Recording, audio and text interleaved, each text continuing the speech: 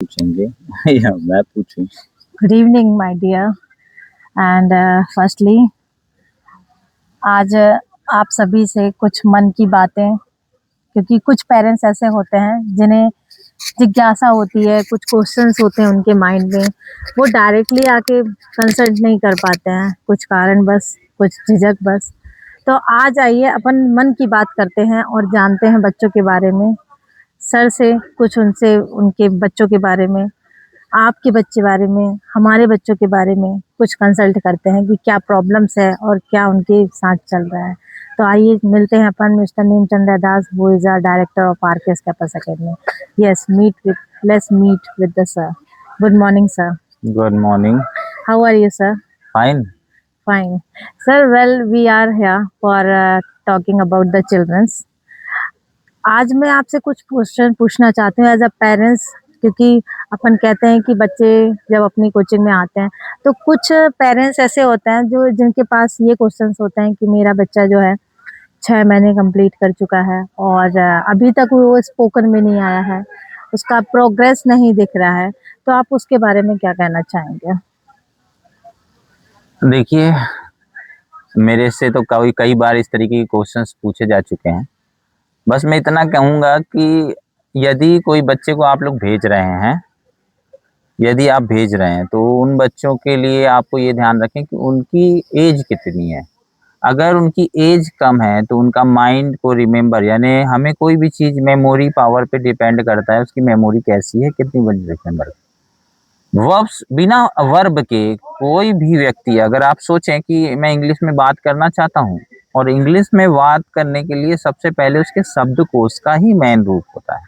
भाषा हिंदी होती है तो हिंदी के जितने शब्दकोश पे हमारी कमांड होती है, हम इतनी अच्छी हिंदी बोलते हैं। उसी तरीके से इंग्लिश का होता है। इंग्लिश में शब्दकोश मैन होता है। अगर 6 महीने में उसने 1 महीने अगर लगातार मेहनत करके अगर उसने वह भी याद कर ली होती, अगर उसे कक्का किक्की आती होती, अगर किसी बच्चे से का खा गा घा चा छा जा जा उसको लगाना आता है, उसको बोलना आता है, तो मेरे ख्याल से वो उससे बन सकता है। लेकिन कई बार ऐसी प्रॉब्लम हो जाती है ना कि बच्चा क्या होता है, स्कूल तो जा रहा होता है लेकिन नाम लिखना तक नहीं आ रहा होता उससे। अच्छा सर, एक क्वेश्चन और है। 1 मिनट, नाम लिखना भी नहीं आ रहा होता, तो नाम लिखना जब हम सिखाते हैं उसको, तो उसको नाम लिखने में ही 1 महीने 2 महीने लग जाते हैं। उसके बाद उसको वर्ब याद कराई जाती है। तो वर्ब इसलिए क्योंकि वो अपने फ्यूचर को बिल्ड कर सके।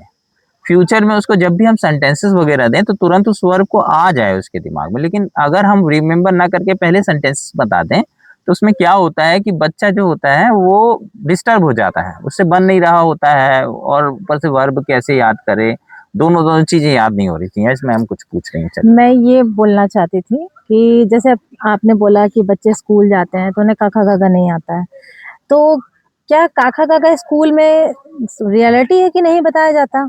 नहीं, देखिए बताया तो जा रहा है लेकिन मेन क्या होता है कि उन लोग को भी बेचारों को बर्डन दिया जाता है, जैसे कि समय पीरियड में बांध दिया जाता है कि आपको इस कोर्स को इतने में खत्म करना है। कोर्स खत्म करने पे स्कूल ध्यान देती है, चाहे आप किसी भी स्कूल में पता कर लीजिए।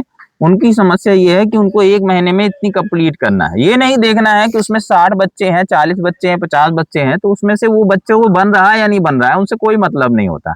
अगर मतलब होता होता ना तो वो बढ़ा ही नहीं सकते थे आगे, क्योंकि कुछ बच्चे इंटेलिजेंट होते हैं, कुछ नहीं होते हैं, कुछ जल्दी कवर कर लेते हैं, कुछ नहीं कर पाते हैं।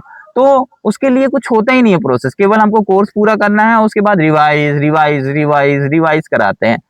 लेकिन उसके बाद भी नहीं बनता है क्योंकि प्रॉपरली पर्सनल अटेंशन नहीं दिया जाता। यहाँ पर्सनल अटेंशन दिया जाता है, हर एक बच्चे के साथ बैठ के मैम ध्यान से करती हैं। अच्छा, एक और क्वेश्चन है मेरा कि जैसे अभी आप बात कर रहे हैं कि स्कूल में बताया नहीं जाता, अगर बता भी देते हैं तो नॉर्मली उसको निकाल दिया जाता है क्योंकि उनको सिलेबस कंप्लीट करना होता है। मेरा क्वेश्चन ये है कि अगर बच्चे को, मान लीजिए कई पेरेंट्स ऐसे होते हैं जो अवेयर होते हैं, एजुकेटेड होते हैं, तो वो अपने बच्चों को काका काका, बारह घड़ी और इवन थोड़े बहुत टेंसेस भी बताते हैं, ये मानते हैं कि थोड़ा पूरा तरीके से क्लियर नहीं कर पाते हैं। यदि वो बच्चा थोड़ा बहुत प्रिपेयर होके आता है तो क्या उसमें बेनिफिट देखने को मिलता है? क्या उसमें उसको जल्दी रिजल्ट मिलता है उससे? हाँ, उससे रिजल्ट मिलता है। जैसे कुछ बच्चे जैसे अमोरा के कह सकते हैं, या कुछ ऐसे बच्चे होते हैं जिनके पेरेंट्स थोड़ा सा ध्यान देते हैं, जिसमें काखा गागा उन लोग रिमेम्बर करके आते हैं और उसमें थोड़ा सा नाम वाम लिखना उससे आता है। तो उसमें ये फायदा होता है कि जब सडनली हम लोग कोई सेंटेंसेस बनाने के लिए देते हैं या कुछ भी करते हैं तो वो फर्स्ट टाइम उसके नाम उसको लिख लेती है, और जो वर्ब देते हैं उसकी भी हिंदी लिख सकती है। क्योंकि देखिए ये बोलना कि डायरेक्ट इंग्लिश सिखा देना सही होगा, नहीं। क्या होता है कि हिंदी इंग्लिश दोनों ही इंपॉर्टेंट है। हम इंडिया में रहते हैं, भारत में रहते हैं, कई बार ऐसा लगेगा कि नहीं, जब इंग्लिश सीख रहे हैं तो हिंदी की क्या जरूरत है। कुछ दिन बाद ऐसा होता है कि कई ऐसे प्लेसेस में इंग्लिश समझ ही नहीं पाते लोग, वहां पे हमको एप्लीकेशन लिखना है या कुछ लिखना है तो हमको हिंदी लिखनी पड़ती है। छोटी सी प्रोसेस अगर 5वीं क्लास का बच्चा न सीख पाए तो बड़ा दिक्कत वाला बात है। ये समस्या है, हमारे उमेश भाई बोलते हैं, ऑफिस तक में आने वाले लोगों के साथ होती है कि वो एक लेटर तक नहीं लिख पाते हैं। अगर वो एक लेटर नहीं लिख पाते तो उनका इतना ग्रेजुएशन करने का क्या मतलब है। तो हमारा बच्चा अगर हम 6 क्लास में आ रहा है, 5th क्लास में आ रहा है, वो प्रॉपरली सेंटेंस बना के हिंदी इंग्लिश दोनों में लिख ले रहा है तो बहुत बड़ी बात है। फिर उसके बाद हम लोग स्पोकन में चालू करते अच्छा, हैं। एक क्वेश्चन और है सर, जैसे कि पेरेंट्स से हमने काफ़ी बात करते हैं, तो पेरेंट्स का ये क्वेश्चन होता है कि बच्चा अभी टेंसेस कर रहा है, बट अभी वो कह सकते हैं न्यूज़पेपर नहीं पढ़ पाता है। तो वो उसके तो उसमें उस जगह पे आप क्या बोलना चाहेंगे उनको? दैट इज, मैं कुछ बोल रहा हूँ, I am just speaking something that this is important to understand each and everything, I am speaking in affirmative, but suddenly when it will be changed into the passive voice sentences, it will not be understood by you properly, the which kind of things must be used and has been used here. So there is a problem to understand about such a things. अभी उसको affirmative बताया गया है, भैया newspaper में passive voice sentences use किए जाते हैं। डायरेक्ट बच्चे को पैसिव वॉइस बता दो, उल्टा कर दो, उल्टा कर दिए तो वह पहले सीधा सीधा तो सीख नहीं पाया है, उल्टा कैसे कर दें। क्योंकि पैसिव वॉइस सेंटेंसेस मतलब ये होता है उसमें ऑब्जेक्ट मैन होता है। अब हम सब्जेक्ट मैन करके यहाँ पे सब्जेक्ट हेल्पिंग वर्ब वर्ब करके बता रहे हैं। अब उसको एकदम से झटके से बता दें, दिमाग में उसके खोल दें कि नहीं हम ऑब्जेक्ट को भी सामने रख सकते हैं, तो वो डिसगाइज हो जाएगा, वो कर ही नहीं पाएगा। पहले अफर्मेटिव तो कर ले, जब अफर्मेटिव कर लेगा, अफर्मेटिव बोल लेता है, तब वो उस लैंग्वेज में आएगा ना। जब न्यूज़पेपर में जो यूज की जाती है वो पैसिव रहते हैं, स्ट्रक्चर्स रहते हैं, उसमें बहुत सारी चीजें रहती हैं। There must be, you have to understand about these things, that having joined to these things and having added to every kind of things, you can be able to talk in English. Yes, one more thing I would like to ask you. I have so many questions Question. related to the students that parents always ask with me such a thing. Now that's why the questions are raising in my mind that I should talk and consult about it with you. So one more question is here that कभी कभी बच्चे ऐसे होते हैं कि काफ़ी समय से वो आ रहे हैं क्लासेस में, रेगुलर हैं और इम्प्रूवमेंट भी उनका अच्छा है, बट एग्ज़ाम में पता नहीं क्या होता है उनको कि वो उनके जो मार्क्स होते हैं वो उतना गेन नहीं कर पाते हैं। और दूसरी बात ये है कि कुछ ऐसी गलतियां कराते हैं जो उनको पूरा एग्जैक्ट आता है, बट वो उनके मार्क्स उसमें कट जाते हैं। जैसे कि कई बच्चे हैं जिन्होंने एप्लीकेशंस लिखते हैं, बट वो एप्लीकेशंस लिखते हैं लेकिन उनका स्पेलिंग क्लियर नहीं है, तो उसके लिए आप क्या कहना चाहेंगे? देखिए, मैं स्पेलिंग की तो बात मैं बताना चाहता हूँ, सही बात है कि अभी आप ना कलेक्ट्रेट चले जाइए ना, यहाँ तक कि जहाँ पे बिल्कुल एजुकेटेड व्यक्ति है उसमें भी बाजू वाले से पूछता है, अरे शर्मा जी यार इसकी स्पेलिंग नहीं आ रही यार, क्या बात है। अच्छा दुबे जी ये क्या है, ये अरे साहू जी ये तो याद ही नहीं आ रहा है यार क्या स्पेलिंग है इसकी। इस तरीके की बातें करते हुए आप ऑफिस में सुन चुके हैं। स्पेलिंग तो एक ऐसी चीज है जिसको आप जितना पढ़ते जाओगे उतना प्रॉब्लम है। हमारे गुरुदेव कहा करते थे कि स्पेलिंग जो होती है वो हैंड में होती है मोस्टली। अब हमारे 21 ईयर्स हो गए, हमने कहीं ना कहीं तो वो वर्ड लिख लिया होगा, तो क्या होता है जैसे हम हैंड से लिखते हैं ना तो अपने आप वो आती है। कुछ चीजें हमको समझना होता है, जैसे कि हम हमें जब हम ABCD सीखते हैं उसके बाद हम कक्का किक्की सीखते हैं। कक्का किक्की का माध्यम ये नहीं है कि मैं आपको वो सिखा रहा, मैं एक राइम्स होते हैं, राइम वर्ड्स होते हैं कि भाई अगर देखिए का के से भी बनता है और CA से भी का बनता है, लेकिन कब बनता है ये आपको नहीं मालूम। एक जगह THE दा बोलते हैं, एक जगह THE दी बोलते हैं, ऐसा क्यों होता है। ये सारी चीजें बच्चों को जब तक मालूम नहीं होती तब तक वो यूज नहीं कर पाते। जैसे दा वो यूज करना एक नॉर्मल चीज है, लेकिन दी यूज हो रहा है, इसका मतलब ये है कि वो उसके सामने कोई भी वर्ब ए वर्ब से, या तो हम इसको कह सकते हैं आ, हम कह सकते हैं उसको कि वो स्टार्ट हो रहा है वोवेल से, अगर वो वोवल से स्टार्ट हो रहा है दा के सामने तो दी का यूज किया जाता है। तो मतलब इतनी डीपली चीजें बताएंगे बच्चों को तब कहीं जाके वो चीजें आती हैं। Yes, yes, you are saying correct.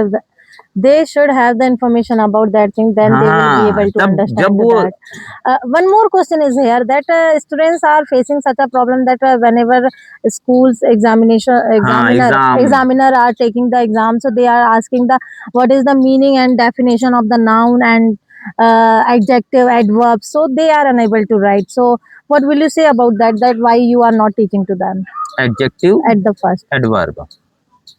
देखिए मैंने जब देखा कि जब मैं पढ़ाने गया तो मैं स्कूलों में देखा तो सबसे पहले नाउन, प्रोनाउन, वर्ब, एडजेक्टिव ये सारी चीजें बताते थे और उसको रिमेम्बर करवाते थे, मगअप करवाया करते थे। तो उससे क्या होता है कि बच्चे को उसकी डेफिनेशन बताते बताते और उसकी समय करते करते 2-3 महीने निकल जाते थे कि उसी को रिमेम्बर करते रहो। तो अब मैं क्या करता है कि उसको सब्जेक्ट में बांट देता हूँ। मतलब ऐसा क्या है कि नाउन है वही चीज है, वही प्रोनाउन है कि यूज किया जाता है, डेफिनेशन वही है, लेकिन मेन बात ये होती है कि मैं कुछ वर्ड्स ऐसे हैं, 8 वर्ड ले लेते हैं, सब्जेक्ट जिसको कहते हैं, उनसे अपन सेंटेंस बनाने लगते हैं।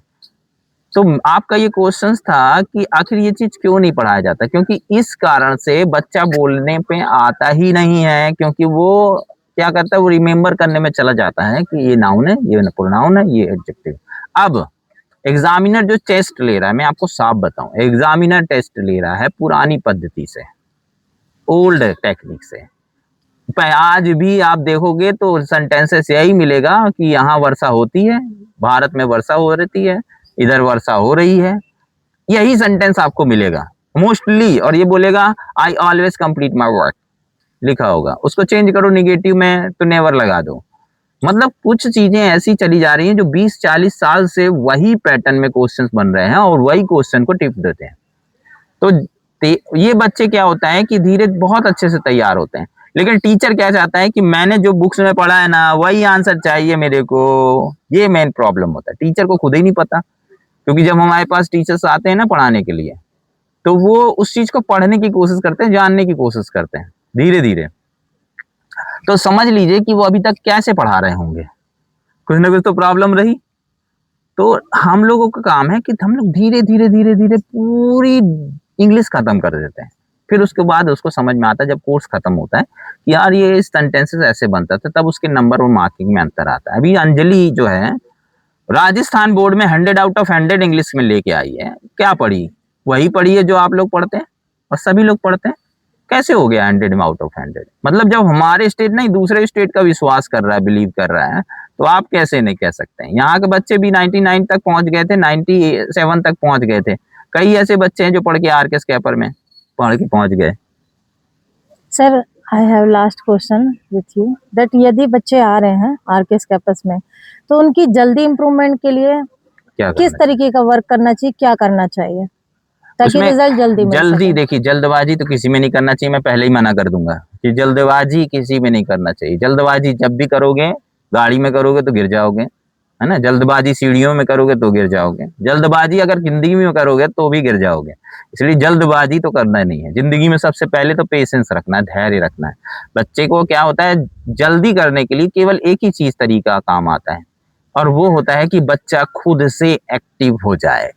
मेरे को कुछ नहीं करना है, मेरे को केवल जिंदा करना है उस बच्चे को, उसके मन में क्रिएट करना है कि उसको सीखना है। वो अगर सीखना चाहता है ना, और अगर उसके अंदर एक बार मैंने ये क्रिएट कर दिया कि किसी भी तरीके से मेरे को ये चीज सीखना है, तो वो अपने आप सीख जाता है। फिर मुझे कुछ नहीं टेंशन रहती, फिर मैं सब कुछ बता दूंगा, वो कर लेगा। वेल लेकिन I want to know one more thing that काफी लोग ये कहते हैं कि आरकेएस कैंपस बच्चे जाते हैं तो एक मैडनेस आ जाती है उनके अंदर कि उनको केवल आरकेएस कैंपस दिखता है। उसके बारे में आप क्या कहना वो तो चाहेंगे और इसीलिए ऐसा ना, क्यों?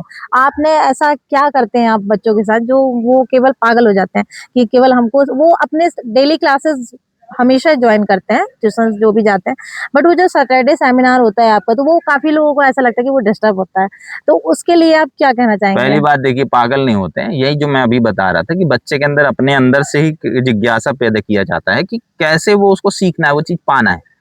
अगर उसके अंदर हमने ये क्रिएट कर दिया कि वो चीज ये पाना चाहता है, तो वो खुद पाने की कोशिश करेगा, और जब जब पाने की कोशिश करेगा हम कुछ भी बता देंगे उसको रिमेम्बर हो जाएगा। बस यही एक मेन पॉइंट है, हमको खुद उसको जगाना है। मतलब वो बैटरी सो गई है अरे मतलब उसको जगाना है, उसको बूस्टर दिया जाता है, और जैसे वो जाग गई ना एक बार, तो उसके बाद उसको कोई नहीं स्टॉप कर अच्छा, पाता। सैटरडे सेमिनार में आने और भेजने में क्या पेरेंट्स का रोल होना हाँ, चाहिए या है? सैटरडे सेमिनार में देखिए कि लास्ट में जैसे लेट भी हो जाता है, लेकिन उसके बाद भी जब बच्चा को धीरे धीरे दूसरे बच्चे को सुनता है, तो सुनने के बाद एक जैसे गाना सुनने सुनने से रिमेम्बर हो जाता है थोड़ा बहुत, वैसे ही वो जब बार बार सुनता है ना, तो उसको ये हो जाता है। जैसे शेर, एक बात कहानी में मैं हमेशा बोलता हूँ बच्चे से कि अगर शेर को कमरे में बंद कर दिया जाए और कमरे में बंद करके केवल घास डाला जाए 1 महीने तक लगातार, तो मरता क्या ना करता वो घास खाएगा। जो सेम हम उन शेरों को अंदर कर लेते हैं, उसके बाद उसके वही इंग्लिश इंग्लिश सुनता है।